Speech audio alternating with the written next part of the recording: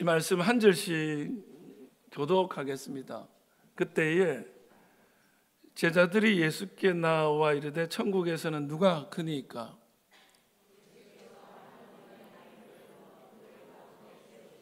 이르시되 진실로 너희에게 이르노니 너희가 돌이켜 어린아이들과 같이 되지 아니하면 결단코 천국에 들어가지 못하리라.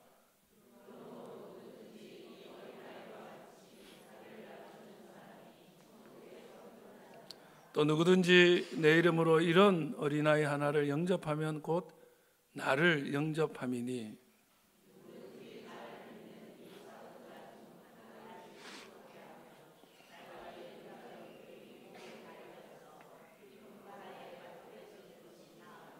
아멘. 이 시간 이 말씀으로 어린아이 같은 사람이 천국을 누린다. 어린아이 같은 사람이 천국을 누린다. 이런 제목으로 하나님 말씀 나누겠습니다. 저는 저와 여러분이 정말 어린아이의 그 마음과 태도, 성경이 말하는 어린아이됨을 가져서 늘 주님 앞에 어린아이 된 모습으로 살면서 천국을 누릴 수 있기를 주님의 이름으로 축복합니다. 기원전 BC니까 1700년쯤에 수메르에서 나온 점토판이에요. 우리 자막에 점토판이 나왔는데 이런 점토판이 나온 거예요. 이 내용이 무엇인지를 학자들이 연구를 해서 밝혀냅니다. 이 점토판을 베르크 대학 아담 팔켄슈타인이라는 사람하고 몇몇 사람이 완전히 해석을 했는데 1949년, 그러니까 아주 오래됐어요. 그때 당시에 학술지인 아메리칸 오리엔탈 소사이어티 저널이라는 학술지에 발표를 합니다. 그 내용이 뭐냐? 내용이 뭐겠어요? 아니, 앞에 것만 보여주세요. 그대로 놔두세요. 예. 이 내용이 뭘까요? 이 내용을 읽으면 그 공부 안 하고 있는 아들을 꾸짖는 아버지와 끝까지 공부 안 하는 아들의 신경전이야. 이게 내용이 그래. 어디 갔다 왔냐? 이렇게 물어요. 그러니까 아들이 아무데도 안 갔는데요. 이렇게 돼 있어. 그리고 너 왜 도대체 학교는 안 가고 그렇게 빈둥거리냐? 제발 좀 철들어라. 그랬더니 아버지나 잘하세요. 이런 내용이야. 그러면서 왜 그렇게 애가 버릇이 없니? 너 선생님한테 인사도 제대로 안 한다며? 왜 수업이 끝나면 집으로 오지 않고 밖에 돌아다니니? 수업 끝나면 집으로 오라 그랬잖아. 내 마음이에요. 이렇게. 그리고 나서 부모가 이래, 내가 다른 아이들처럼 땔감 구해오라고 일을 시켰니? 다른 아이들처럼 쟁기질하면서 너를 고생시켰니? 내가 너한테 못해준 게 뭐니? 이런 내용이에요. 여러분, 요거 어디서 많이 듣는 내용 아니에요? 이게 지금으로부터 3700년 전의 기록이야. 그게 유물로 남아있어. 아이한테 내가 너한테 못해준 게 뭔데 왜 이러니? 그러면서 내용에 한 구절에 이 아이가 어떤 아이인지를 설명해요. 다소 산만하고 문제 많이 일으키고 공부를 안 해가지고 학교에서 체벌도 자주 받는 그런 아이다. 자기 아이를 기록을 해놨어요. 참, 여러분, 자기 아들은 옛날 사람이나 지금 사람이나 다 마음에 안 드나 봐. 여러분, 그리고 있잖아요. BC 196년, 지금으로부터 한 2400명 정도 전 것 같은데, 이집트에 나온 석판이에요. 로제타 석판이거든요. 정말 내용이 많죠. 여기에 있는 내용이 뭘까요? 이 석판에 있는 내용이 요즘 젊은 것들은 버릇이 없다. 요즘 젊은 것들은 버릇이 없다. 야, 그리고 여러분, 구석기 시대에 거의 뭐 우리가 신석기 시대 하면은 한 지금으로부터 8,000년 전쯤이라고 보거든요. 그때 나온 게 빗살무늬 토기예요. 근데 구석기 시대에는 18,000년, 그러니까 신석기보다 한 12,000년 전인데 그때 나온 벽화야. 동굴 벽화. 이게 스페인에 있는 알타미라 동굴의 벽화인데 이 벽화가 너무 잘 그려, 예술적으로 너무 뛰어나서 이거 사기다라고 했는데 실은 이런 벽화가 그러니까 구석기 시대에 많아요. 옛날 사람들이 신석기 시대 사람보다 구석기 시대 사람들이 그림을 아주 잘 그려. 근데 이게 압도적인 예술감인데 이 내용을 자세히 보면 뭐냐면 동굴 안에서 누구는 이제 사냥 준비하고 있어요, 그림에. 예. 그리고 누구는 잠자고 있어요. 이 그림의 내용이야. 그리고 이 자고 있는데 표현이 뭐냐면 쉽게 얘기하면 여러분 동굴인데 집단적으로 생활해요. 그러면 어떤 어려움이 있겠어요? 예? 동굴에 소리가 울리잖아. 자면서 남자들이나 여자들이 자다 보면 뭘 해요? 코 골잖아. 그때 당시에는 층간소음이 동굴에 층간소음이 있는 거야. 누가 옆에서 그렇게 너무 시끄럽게 하고 막 괴로운 거야. 근데 또 그 소리가 없으면 불안해. 누가 옆에 있다는 사실이 또 좋았거든요. 하여튼 그 시절의 그림이 서로 막 피해를 입고 피해를 주면서 같이 사는 그런 모습이야. 고조선, 이 구석기 시대 사람들이. 근데 여기에 글자가 있는데 뭐라고 되는 줄 아세요? 글자가 있는데 내용이 뭔지 아세요? 뭐겠어요? 제가 뭐 때문에 이걸 보여주겠어요? 글자는 요즘 애들은 버릇이 없다. 요즘 애들은 구석기 시대에도 요즘 것들은 버릇이 없다. 예. 여러분 다산 정약용 아시죠? 뭐 실사구시 아주 진보적인 실용적인 분이에요. 근데 그분이 유배 당할 때에 자기 아들한테 쓴 편지가 있어요. 그 내용이 뭔지 아세요? 이런 거예요.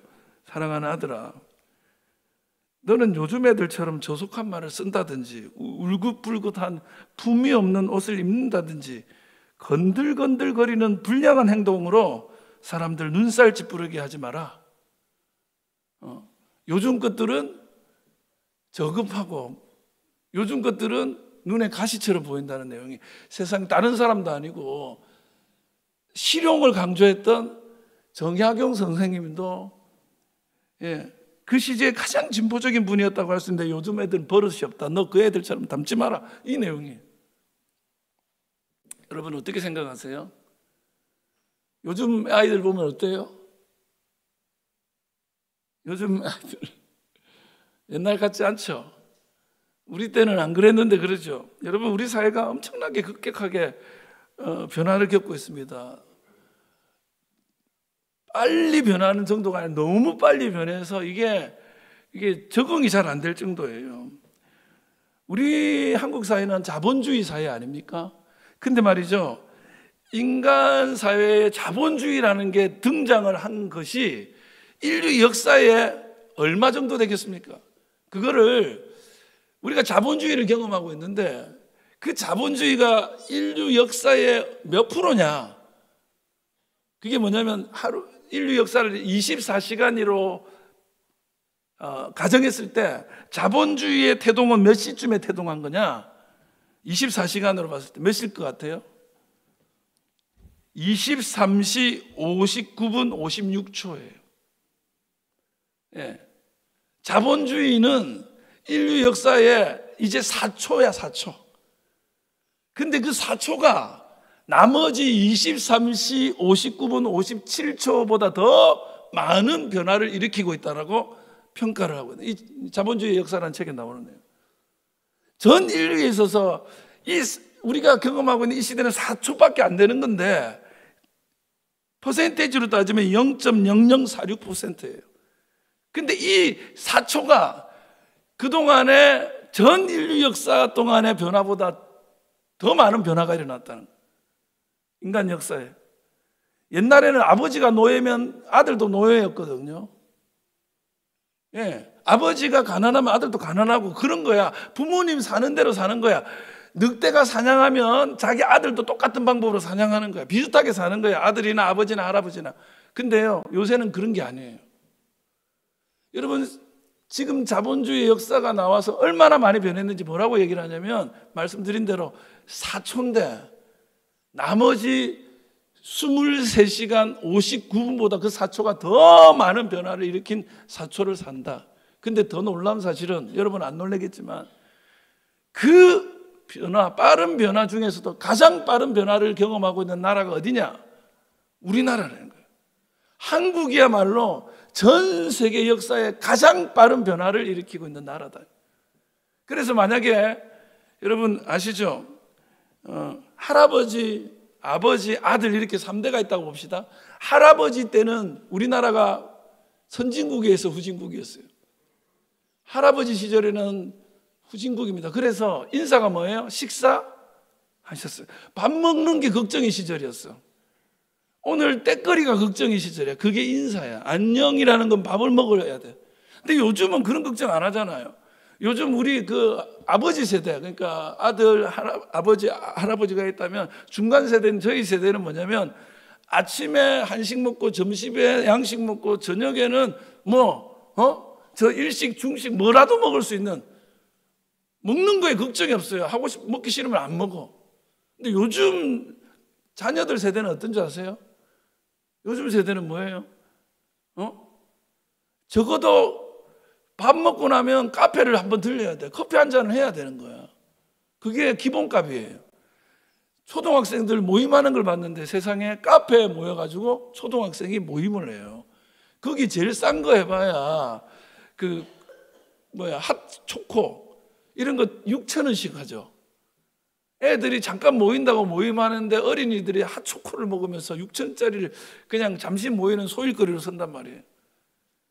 시대가 완전 달라졌어요. 할아버지는, 저희 어머니는 제가 불 안 끄고 어디 가면 전기세 나간다고 왜 불 안 끄냐고 그래요. 근데 여러분 자식방에 들어가면 어떤 줄 아세요? 사람이 있건 없건 무슨 스마트 워치, 무선 이어폰, 헤드폰, 아이패드, 스마트폰, 각종 블루투스 제품들이 다 충전한다고 하루 종일 꽂혀져 있어. 사람이 있건 없건 다 충전되고 있고 전기가 나가고 있어요. 근데 거기다가 야 전기 나간다 이거 꺼라 이런 말을 지금 할 수 있는 시대가 아니에요. 너무 달라요. 요즘에 우리는 형광등 옛날에는 켜는 거 가지고 다들 걱정했단 말이에요. 그 시대마다 사실은 사는 방식이 다르기 때문에 이게 틀린 게 아니고 그 시대는 그렇게 사는 게 맞아요. 그리고 오늘 이 시대의 아이들에게는 또 이 시대의 삶이 있는데 우리 보기에는 요즘 것들은 다 버릇이 없어. 소리 안 들었어. 근데 이건 웃기는 게 뭐냐면 전 인류 역사의 구석기 시대부터 그거는 똑같았다는 거예요. 근데 보세요. 시대가 흘러와서 이만큼이나 발전했잖아요. 우리가 자녀들을 너무 우리 방식으로 하려고 하는 것은 틀린 거예요. 잘못된 거예요. 1970년대에 뉴스를 제가 이렇게 이미지로 제가 찍으려고 하다 그냥 안 했는데 1970년대입니다. 지금으로부터 50년 정도 전이에요.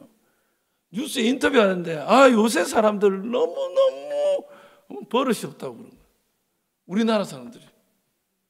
옷 입는 게 너무 마음에 안 든대요. 지금 1970년대 옷 입는 게 어땠어요? 근데 그게 마음에 안 든대. 그러니까 그 어른들이 그 마음에 안 들던 옷을 입었던 사람들이 우리가 돼 있는 거예요, 지금. 근데 좀 아이들 보면서 저는 요새 제일 마음에 안 드는 것 중에 하나가 예배당에 양말 안 신고 발가락 이렇게 내놓고 슬리퍼 신고 들어오는 거 있죠. 샌달이라고 부르대? 내가 볼 땐 쓰레빠거든, 그거 신고도 마음에 안 들어. 근데 그거 이제는 아무렇지도 않아요. 시대가 그렇게 바뀌어가고 있는데 다르게 사는 건데. 테미 에릭슨이라는 그 런던 비즈니스 스쿨 교수가 있어요. 이 양반이 이런 얘기를 해요. 전 세계적으로 사회 변화가 빨라지면서 세대 간의 갈등이 더욱 커지고 있다. 그러니까 세상이 너무 빨리 바뀌니까 세대 간의 갈등이 너무 심한 거예요. 자꾸 바뀌는데 적응을 못하는 사람이 많으니까.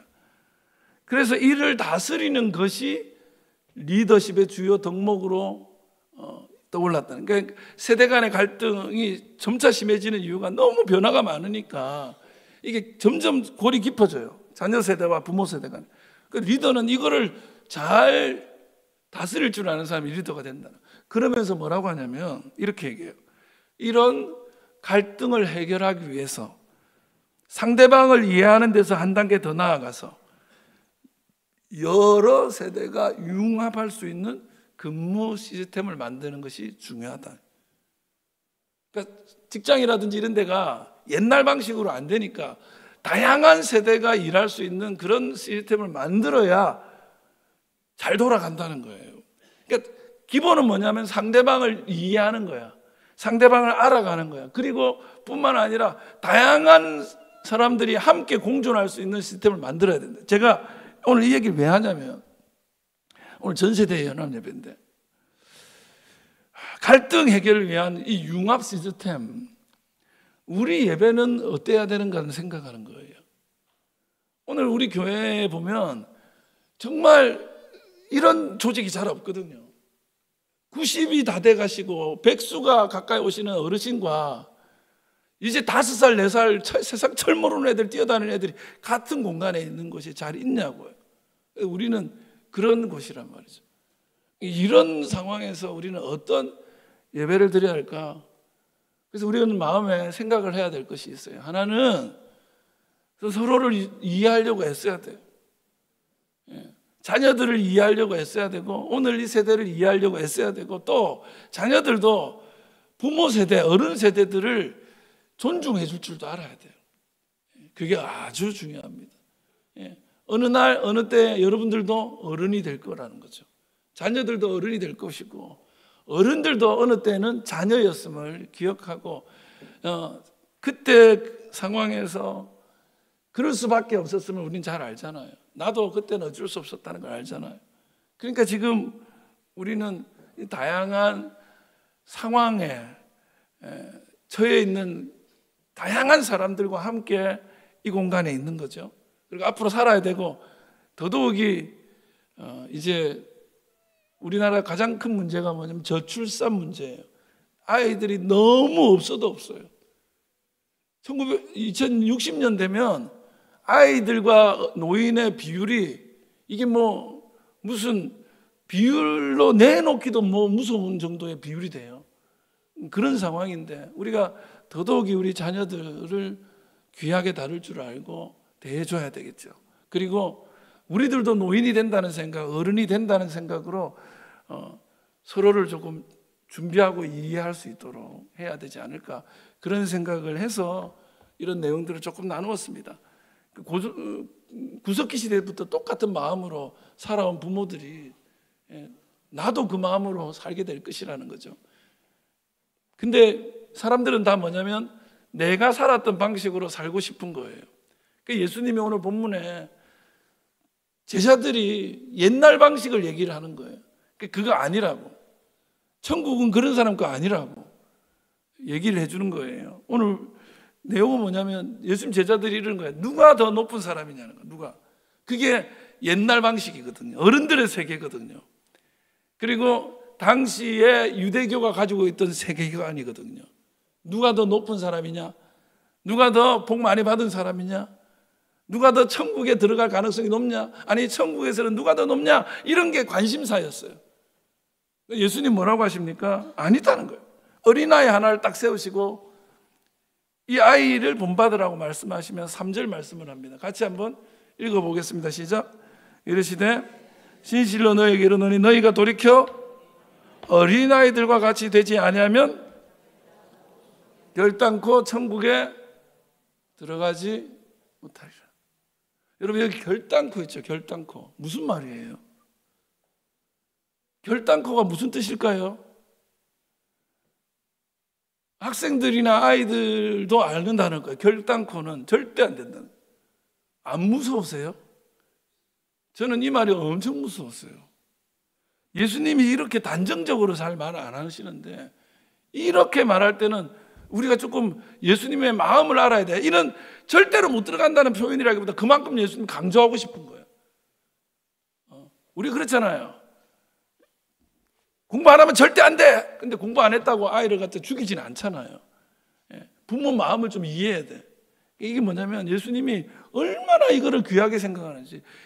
아이 같은 마음이 아니면 절대로 천국에 못 들어간다라고 말하는 말은 니네가 어린아이 같아야 된다, 이걸 강조하고 싶은 거예요. 근데 여러분 여기 중요한 게 뭐예요? 어린아이들과 같이 되지 아니하면, 이 말은 어린아이일 수는 없잖아 우리가. 근데 또 어린아이들이라고 다 어린아이예요? 요새는 어린애들이 더 요새 어린애들 무서워요. 어린애들이 더 어른 같은 애들도 있어요. 여기서 어린아이 같음에 대해서 얘기를 하는 거야. 저는 저와 여러분이 어린아이 같음을 회복하기를 주의 이름으로 축원합니다. 또 우리 자녀들도 어린아이 같음을 살아낼 때 천국을 땅에서도 누릴 수 있음을 믿으시기 바랍니다. 이 어린아이 같음이 없으면 지옥이 되는 거예요. 지옥이 되는 거예요. 거기가 어디든지 지옥인 거예요. 그래서 어린아이 같음을 유지하기 위해서 우리는 어떻게 해야 되는가? 첫 번째, 먼저 뭐냐면 강조하는 게 돌이키라는 거예요. 여러분 돌이키시기 바랍니다. 3절에 이렇게 이르시되 진실로 너희에게 이르노니 너희가 돌이켜 어린아이 같이 되지 아니하면, 이렇게 뭐 하는 거예요? 예수님이 강조하는 게 뭐냐면 지금 모습으로는 안 되니까 돌이켜라. 그 모습을 찾아라. 이 돌이켜란 말이 헬라어가 스트레포라는 말이거든요. 스트레포. 이게 돌아서다, 바꾸다 이런 건데, 이 말이 물리적인 바꿈만을 얘기하는 게 아니라 내적인 변화를 얘기하는 거예요. 그러니까 사도행전 7장 같은데 이게 어떤 데 쓰이냐면 마음의 변화가 일어났을 때 쓰여지는 단어예요. 마음의 변화. 그리고 요한복음 12장에는 이 단어를 어떻게 쓰냐면 행동 패턴이 달라지는 것을 나타낼 때 돌이켜라고 해요. 그러니까 예수님은 뭐냐면 우리에게 니네가 마음과 행동의 양식이 달라져야 어린아이처럼 된다는 거예요. 지금 모습으로는, 지금 마음으로는, 지금 행동의 패턴으로는 안 된다는 거예요. 여러분 보세요. 몸이 어린아이처럼 너무 동안이야. 그런다고 어린아이인가요? 장나라가 세계적으로 유명한 이슈가 된 적이 있어요. 너무 동안인 거예요. 장나라의 나이를 40세 이상이라고 외국인들에게 알려줬더니 깜짝 놀라는 거예요. 그렇다고 해서 장나라가 얼굴이 동안이라고 어린아이는 아니잖아요. 겉모습만 어린아이를 가진다고 해서 되는 게 아니에요. 제가 요즘에 30대에서 50대 여성에게 엄청난 인기를 구가하고 있다는 변우석 배우라는 배우를 어제인가 그제 알게 됐어요. 이분이 등장하는 드라마가 선제 없고 튀어, 월화 드라마인데 요즘 엄마들이 토요일 주일 뭐 지나고 나서 월요병이 없어졌대. 월화만 기다린대. 이게 월화 드라마라서. 왜냐하면 이 변우석 배우가 그렇게 잘생겼대. 제가 보니까 진짜 잘생겼더라고요. 어제 이 얘기하니까 전도사님이 꽃미남 전도사가 요즘에 인기라고, 자기가 자기 시대가 오기 시작했다고 되지도 않는 말을 해가지고, 예? 제가 그래서 놀고 있네 이런 마음으로 그 꽃미남 전도사에 막 뭐냐면 자기가 그 꽃미남 전도사의 그 브이로그를 유튜브로 보는데 내가 얼굴 보고 교회 가게 생겼다고 그냥 전도가 된다는 거야. 여러분 있잖아요. 어떻게 해봐. 근데 말이죠. 이 드라마의 내용이 타임워프인가 뭐 그런 거래. 그래서 제가 잘못 알아들은 거지. 이 주인공이 이 선재가 이 남자죠. 남자가 고등학교 때로 대학교 때로 이렇게 돌아가는 스토리인 줄 알아듣고 내가 이제 원고를 쫙 썼어요. 그 선재라는 애가 지금 나이가 뭐 30몇 40인데 18살로 돌아가. 몸은 18살의 얼굴이야, 몸이야. 근데 마음은 뭐예요? 40살, 35인 거야. 껍데기 속에는 어른이 들어있는 거야. 그러면 그 사람이 어른이냐 아이냐 하는 거야. 이제 이렇게 이제 원고를 다 썼는데 알고 봤더니 그게 아니라는 거야. 남자는 죽었고 그 남자 보고 싶어서 여자가 돌아가는 거라는 거야. 그래서 지금 난감하게 됐어요. 설교가 완전 난감하게 됐어요. 근데 제 주장은 알겠죠? 아무리 내가 꽃다운 나이로 우리가 만약에 그 시절로 돌아간다면 하지만, 그러면 내가 이 선택을 안 하겠거니 하지만 어른이 돼서 돌아간 거예요. 애가 된 게 아니라고요. 껍데기는 18인데 그 안에 든 사람은 60이라고. 껍데기만 바꾼다고 해서, 외형만 바꾼다고 해서 변화가 일어난 게 아니에요. 우리 마음이 달라져야 돼요. 우리 생각이 달라져야 돼요. 예. 교회당에, 예배당에, 다른 예배당에 들어와 있다고 해서 다른 데를 우리가 사는 게 아니에요. 들어있는 내가 달라져야 돼. 예. 그 예수님이 돌이켜라는 거예요. 생각이 변하지 않고 성형수술을 한다고 해서 어린아이가 되는 게 아닌 듯이, 우리의 마음과 태도가 달라지지 않으면 우린 여전히 절대로 못 들어가는 사람이라는 거예요. 여러분, 우리 모습이 어때요? 신앙은 어때요? 어린아이 때의 순수함을 잃어버린 신앙 아니에요? 처음에는 막 이경록 목사가 등단만 해도 너무 좋아 죽겠는데 이제는 막 저 인간 오늘 몇 분 하려고 하나, 그런 생각만 하죠. 우리 김정은 집사님하고 몇 명 있어요. 쟤만 오면은 막 좋아가지고 그러다가 문자도 막 보내다. 요즘에 문자도 안 보내요. 처음 마음 회복하세요. 요새는 전도사님한테 이러고 있대. 와, 꽃미남 전성시대. 와, 전도사님이 다 가졌는데 2가지만 못 가졌다며요. 이번 심야기도 때 얘기했잖아요. 키와 얼굴. 자기 다 가졌는데 그 2개가 없대. 저는 다 가졌는데 얼굴과 목소리를 못 가져가지고, 제가 노래만 잘했으면 여러분 괜찮지 않겠어요? 근데 노래 잘하는 이경로인데 안에 든 사람은 무슨 사회적으로 문제를 일으켰던 그 지존파 이런 사람이야. 그럼 내가 꽃미남이고 목소리 좋고 노래 잘한다고 해서 그게 큰 우리 사회나 우리 교회에 큰 덕이 되겠어요? 내 안에 든 내가 누구냐, 달라져야 돼. 그 어린 왕자에 이런 얘기 나와요. 어른들은 누구나 처음엔 어린아이였다. 그러나 그것을 기억하는 어른은 별로 없다는 거예요. 자기도 어린아이였는데 어른 되고는 그걸 기억 못하는 거예요. 깨고리 올정이쯤 모르는 거예요. 근데 그 시절로 오히려 돌아가야 된다는 거예요, 성경은. 그 어린아이 때의 그 순수한 마음으로, 그 태도로. 저는 우리 교회가 이 자리에 앉아있는 여러분이, 저는 그래요. 처음 우리 예배당을 만났을 때 그 마음, 코로나 이후에 첫 예배당에서 예배드렸던 그 마음, 그리고 여러분이 예수님을 처음 만났을 때 그때 그 순수한 그 어린 마음으로 여러분이 돌아가기를 바라요. 그리고 그때의 내 마음과 내 안에 있는 충만함이 나를 움직였던 그 행동의 모습들이 기쁨으로.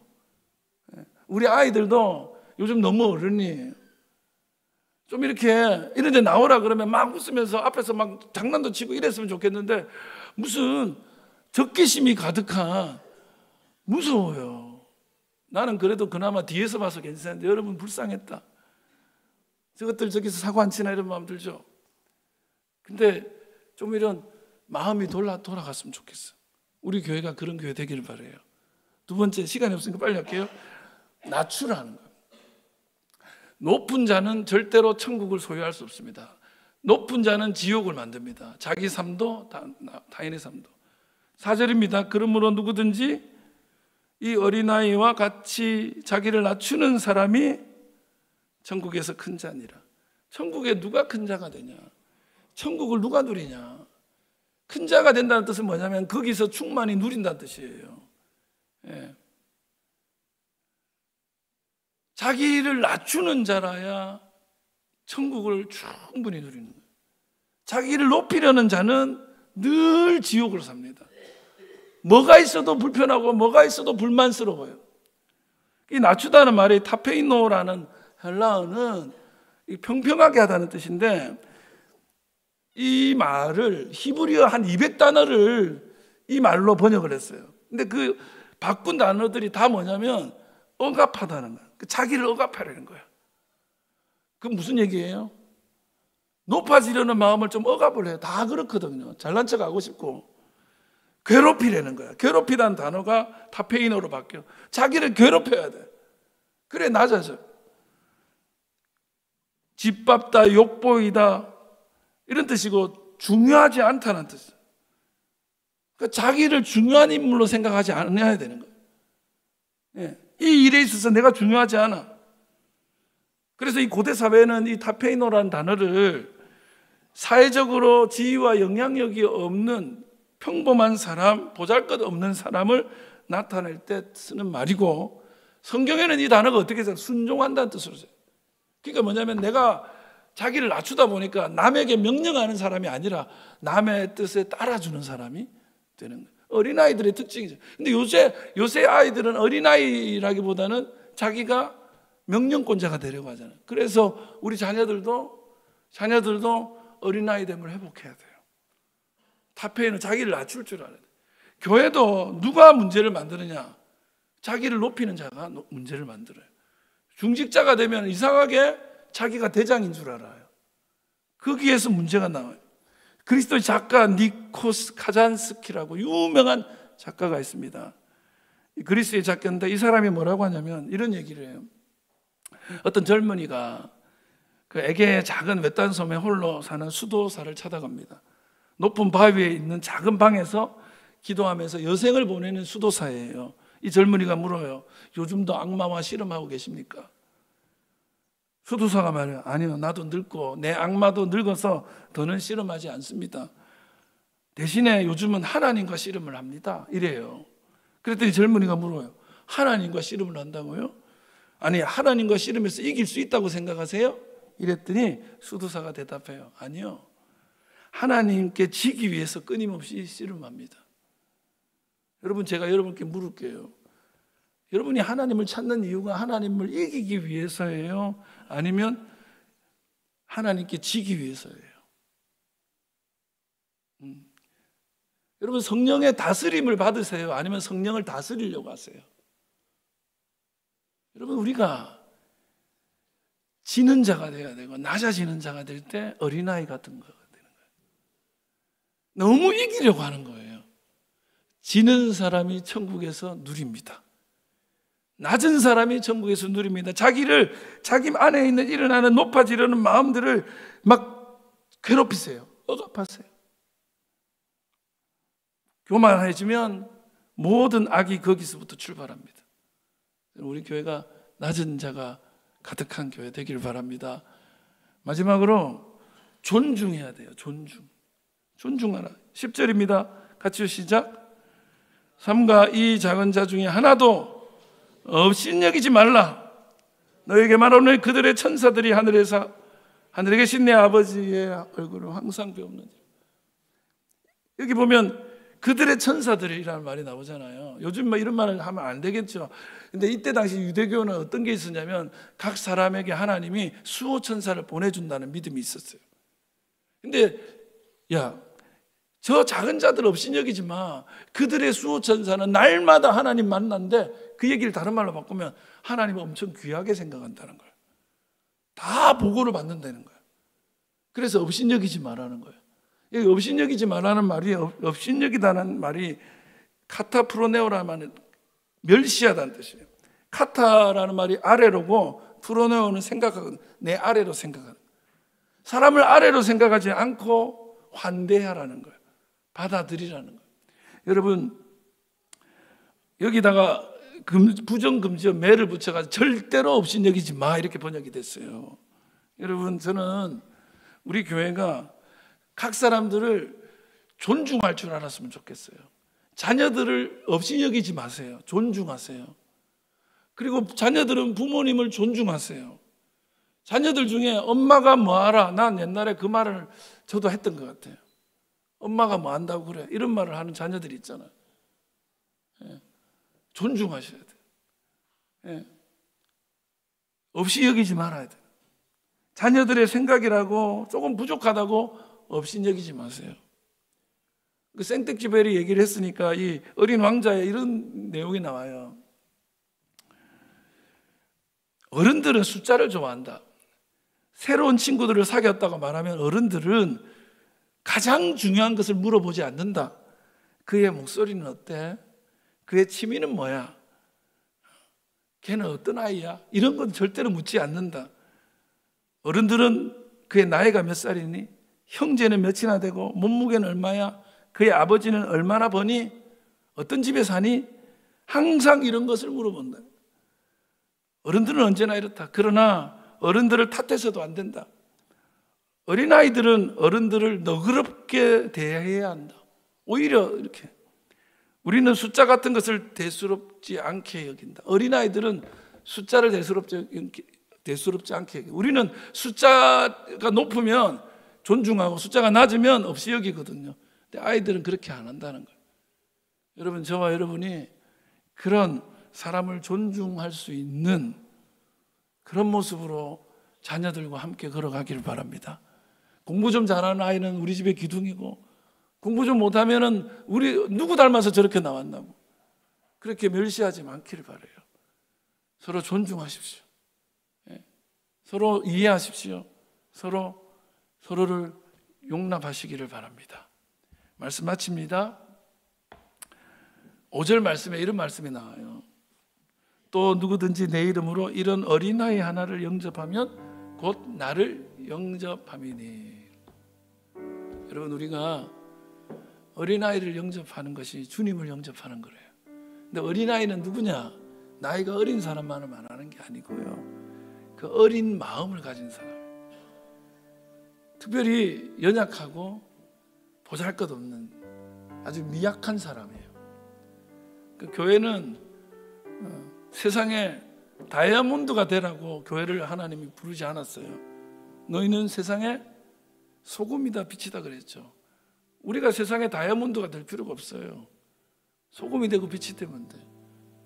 작아도 빛은 빛이고요, 작아도 소금은 소금인 거예요. 여러분, 그래서 저는 저와 여러분이 높아지려고 하고 어른의 세계관으로 세상을 다스리려고 하는 마음들을, 우리 자녀들의 마음, 어린아이의 마음을 회복해서 정말 천국을 누리는 사람들, 늘 언제나 자녀들 보고 요즘 것들은 안 돼, 그런 마음을 인류 역사에, 전 역사에 가지고 있었던 우리들이 얼마나 실은 자기들을 평가 기준으로 삼았는지를 돌아보셔야 돼요. 우리 기준이 아니고 새로운 기준, 새로운 시대가